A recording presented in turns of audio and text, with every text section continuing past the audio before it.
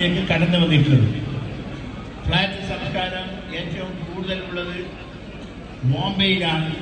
അത് കഴിഞ്ഞ് ഇപ്പോൾ നമ്മുടെ നാട്ടിലേക്ക് ഫ്ലാറ്റ് സംസ്കാരം കടന്നു വന്നിരിക്കുകയാണ്.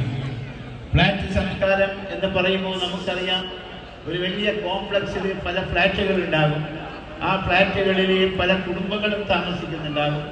നാം താമസിക്കുന്ന ഫ്ലാറ്റിൻ്റെ നേരെ എതിർവശത്തായിരിക്കും മറ്റൊരു ഫാമിലി താമസിക്കുക. നമ്മൾ ആ ഫ്ലാറ്റിൽ 10-25 വർഷമായി താമസിക്കുന്നുണ്ടാകാം.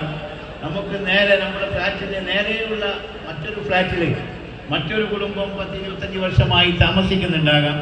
പക്ഷേ നമുക്കൊരിക്കലും നമ്മുടെ ഫ്ലാറ്റിന് നേരെ താമസിക്കുന്ന കുടുംബം ആരെന്നോ, അവരുടെ നാട് ഏതെന്നോ, അവരുടെ സംസ്കാരം ഏതെന്നോ, അവരുടെ ഭാഷ ഏതെന്നോ നമുക്കൊരിക്കലും അറിയാൻ സാധിക്കുന്നില്ല. ഇത് തീർച്ചയായും